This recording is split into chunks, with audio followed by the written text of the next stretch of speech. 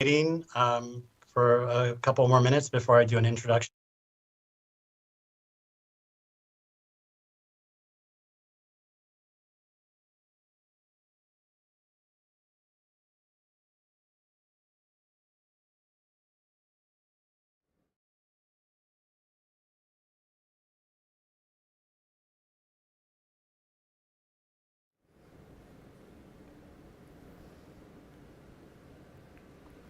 Good afternoon. I'm Tracy Sinclair here at Alaska's News Source, and we are just preparing for a press conference with the Anchorage Police Department, and it has to do with an event that started this morning. And we do have video. Our crew was out there earlier this morning, and this is what it looked like. This is at the Hampton Inn. Anchorage police say a person barricaded themselves inside a building near Midtown early this morning.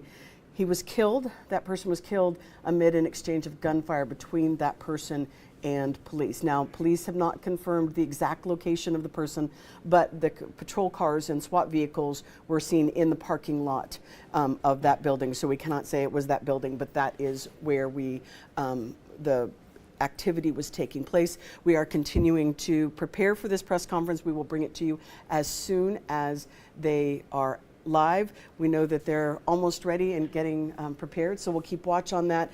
The police called it an officer-involved shooting, meaning at least one officer fired their weapon during this event this morning. The police said that SWAT responded after reports of a person came in just about 5 o'clock in that area, 4300 block of Credit Union Drive. And we will keep listening and get ready for this press conference as soon as they come live. So we are just getting ready and prepared for this press conference. As soon as they are live, we will go live as well.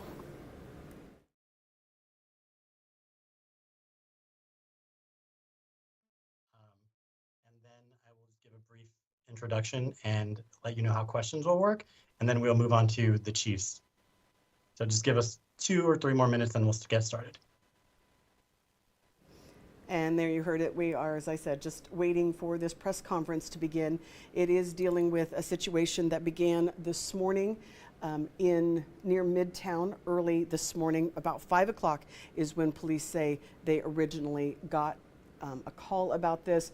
They do say that one person was killed in an exchange of gunfire between that person and police. This is some of the video that our crews got earlier today as the event was winding down.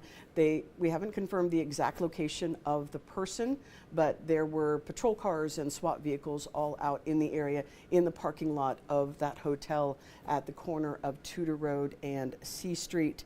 And also, police say it is an officer-involved shooting. That is what they're calling it, and that means at least one officer did fire their weapon.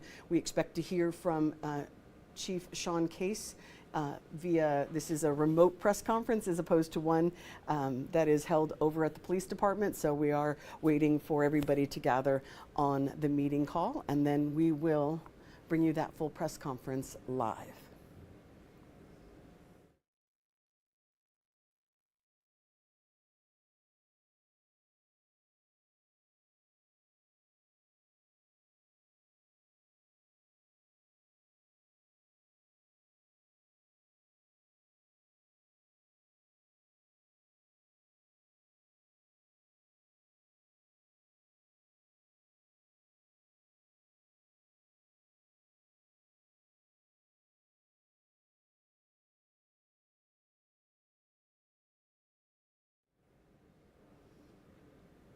Now, a little more detail that we can give you. The police say that before the death was confirmed, they did use a drone and chemical agents used at the scene and advised the public to avoid the area.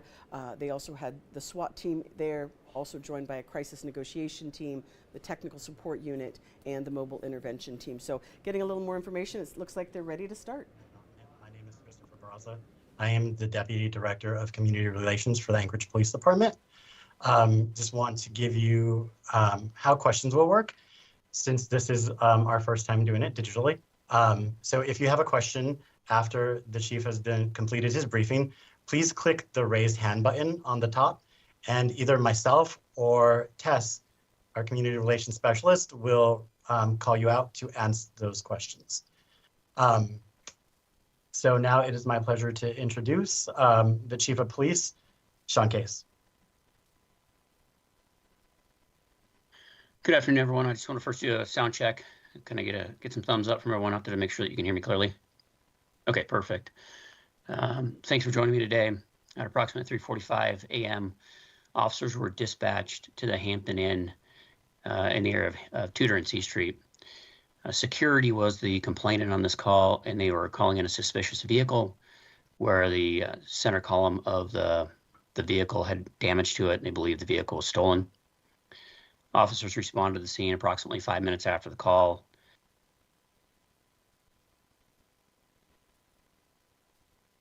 Oh, I think you got muted somehow. 1 second. Okay. Back There off you go. mute. Yep. Okay. So we back up to the security. We're calling in a suspicious vehicle, and the vehicle was linked to a looting that had taken place earlier in the evening. There was also someone that had a locate attached to the vehicle as well that had a felony warrant. Officers responded to the scene within 5 minutes after they received a call. They were able to make contact with one of two subjects that left the vehicle in the lobby of the hotel. They later received information that the other subject entered into a hotel room. Officers went to that hotel room to make contact with that particular subject. During the encounter, they had a conversation or made contact with two occupants from inside that room that were not in the vehicle. So they were occupants from the hotel room, an adult male, adult female. At one point in time, the adult female that's not involved exited the hotel room, and the subject from the vehicle became into view of the officers. And officers had a short encounter with the male, and at one point in time, the door was closed, and the officers now continue to communicate with the subject inside the room through the door. While that communication was taking place, 2 rounds were fired through the door, presumably at the officers as they were on the outside of the room. Officers also learned throughout the call that there were 5 individuals inside of the hotel room, along with the subject from the vehicle, which is a total of 6 people. Some of those inside the room were children. The officers were able to communicate with our negotiating team at times through one of the occupants of the hotel room as well as the subject. And they were able to observe some of the things that were occurring inside of the room. At one point in time, officers observed a crime being committed against one of the occupants of the room. Officers made entry into the room and fired at least 1 round at the subject, where he was later pronounced deceased on scene. None of the children or officers were injured. I won't get into details about any injuries about any of the non-juveniles that were in, as we're still trying to confirm those, as well as how those were caused and at one point in time, if there were any injuries to any of the non-juveniles. I want to say that this type of a call is extremely unusual. It is very, very rare that we have a situation where we have a subject that's armed and we have hostages inside of a location, which we consider a barricade, and we're unable to get the hostages out, and the SWAT team has to make entry into the room. I will say that this is the most dynamic thing probably that we do in law enforcement, where officers have to make an entry into a room where there are innocents inside the room that we're considering hostages. And I can't express the gratitude and the risk that they took making entry into a room in these circumstances, particularly when there's children inside the room. Truly an expression of the training and the professionalism that they have. And with that, I'll take questions.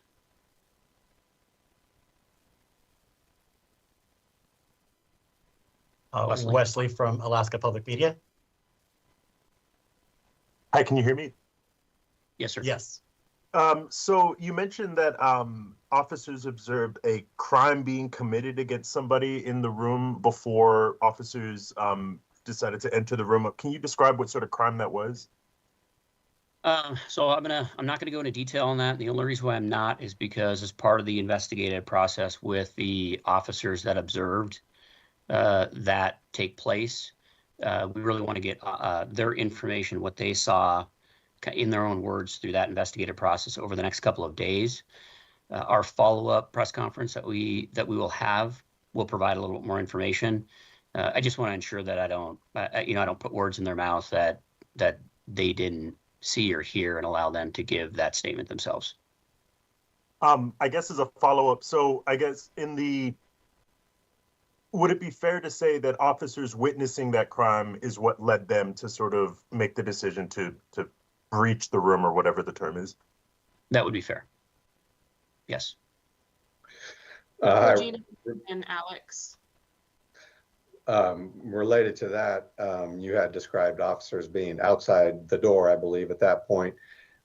I'm curious how they observed the crime being taking place if they were outside of a hotel room through the door. Is there some other way officers on the window side, on the north side of the hotel were able to observe? How do they observe a crime taking place?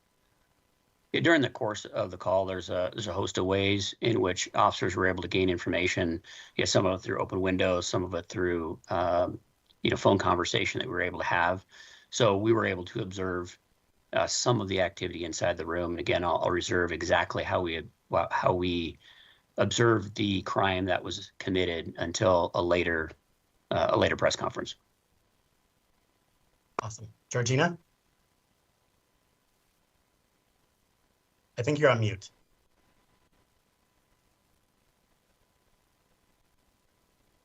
No?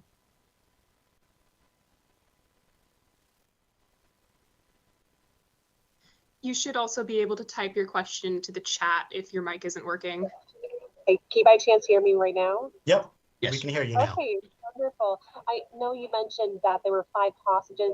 Tell me at all, how many adults and children were considered hostages and what the relationship was with the suspect. We're hearing that this might have been a domestic violence situation. So right now, we obviously want to protect the identity of any of the occupants inside. So, even trying to talk about what the relationship is and or how many juveniles were inside, that may compromise our ability to keep that information confidential and respect the victims at this point in time. I think as we progress down, in the next weeks or so, some of that information will be able to be relayed. But right now, we really want to protect the identity of the folks in there. So that's why I'm keeping it vague in terms of there was children in there. How many adults, how many children? I won't go into that detail yet. So, it looks like Wesley had his hand up. Thank you. So you mentioned that none of the non-juveniles were injured, and so is it that you can't clarify if any of the non-juveniles had been injured at this point? So I'll just try to paint the scenario for you that, in very general terms, that it's a dynamic situation, both when what was occurring inside of the room prior to our entry, as well as when we make entry into a room. And so we don't specifically know how any of the injuries occurred, either prior to our arrival, prior to us making entry. So that's kind of why I'm being a little bit vague on that, is once we conduct those interviews, we'll be able to determine when and how injuries may or may not have occurred. So I realize that's not a super satisfactory answer for you, but I just don't want to put out information that, in a day or two, I've got to come out and say, well, that this person wasn't injured, or the injury happened, by the subject, or, whatever the case is. So again, I apologize for that. I want to make sure that we know that there was a crime committed that led to the entry. In terms of injuries, we'll update that in the future. And just a follow-up, I think this is the first officer-involved shooting involving a SWAT team since one that happened last year, where officers didn't have body cameras. I think the then chief had said that cameras couldn't fit on officers. Can you clarify that officers responding to this did have body cameras? They did, yes. Okay, so we're going to go to Rhonda McBride next. We are getting up on time, so we'll go to people who have not asked questions yet, and then we'll go to follow-up questions. So Rhonda? It looks like you're muted still, or we can't hear you.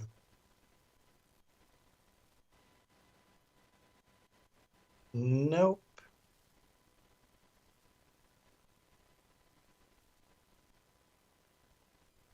Once If you again, want- if your mic is not working, you can use chat. I was gonna say, yeah, if you want to put it in the chat, we can go ahead and ask Chief Case that way as well. So while that is being figured out, we'll go to Alex. Can you confirm that video from the incident from police body cameras will be released and when that might occur? This particular officer-involved shooting will fall under the 45-day policy that we have in circulation right now. And so that means it would be released after 45 days of the investigation starting? I'm sorry. That means we're going to try to release the video within that 45-day time period. And the only thing that prevents that or delays that is if we get notified by the Office of Special Prosecution to hold that. And that's happened on one of the previous ones where we ended up releasing the video a couple days after the 45 days. So I think we're all tuned into the fact that 45 days is the mark that we're trying to hit. All right, it looks like Rhonda gave her question. So she's asking, can you tell us about the suspect? Any mental health issues, history, circumstances you could tell us about? And you have some more resources now, mental health experts. How were they utilized? So I won't give any more information on the suspect until the second press conference. Once I have more of that's been confirmed and we've made some identifications, that's when I'll put out more information on that.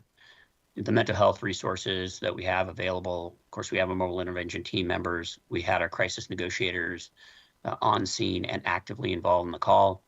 They were actually our first team to arrive and start to engage in the negotiation process well before the SWAT team arrived on scene, which is our practice to try to get that communication established as early as possible.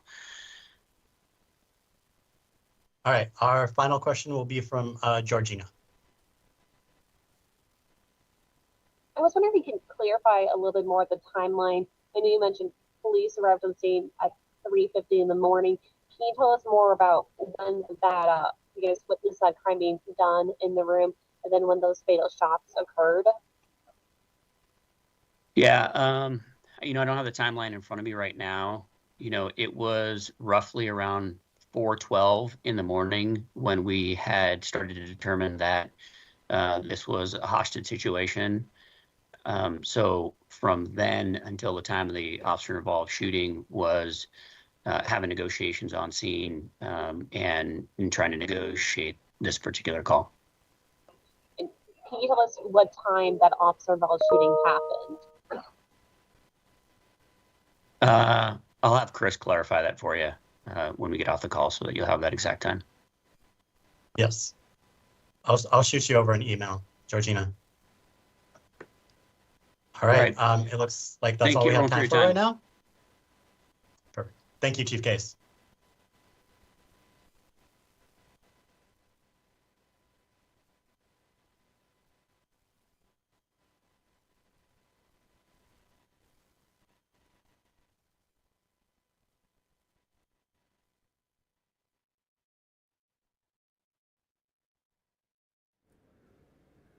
Hi, Rhonda. You still there?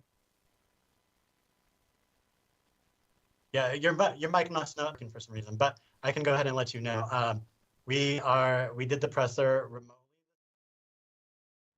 So it looks like they are wrapped up there with that press conference. So the information that we now have, they first got a call at about 3:45 this morning, leading them to a hotel parking lot. and this was near the Midtown area. It was actually the hotel parking lot, the corner of Tudor and C Street. And they were called by security police were called by security to investigate what security thought was a probable stolen car. Turns out that there was a locate on that car and the individuals in it. This ended up leading them to a hotel room, which they then eventually learned this was a hostage situation. There were 5 people in the room, as well as the person from the stolen vehicle that they were looking for, including some of the occupants of the room were children. They would not give any information about relationships to the children, how many children versus adults compared to adults, or any injuries to any of the adults in the room. Chief Case said because they didn't know precisely what happened before the police entered the room. They do say that the police witnessed a crime in the room, did not say explicitly how that happened. They were on the phone with a person inside the room. There was also sounded like access through, they could see visually through a window. He did say that none of the children that were in the room were interested. They do have body cameras, so we will get that footage when it is released. There is a 45-day target for Anchorage Police, though the Office of Special Prosecutions can sometimes delay that if they think it would impact the case or they're not done with their investigation yet. So that is what Chief Sean Case, the information that he gave us. We will, of course, have more on this story tonight on our newscast at 4, 5, 6, 10. Join us then.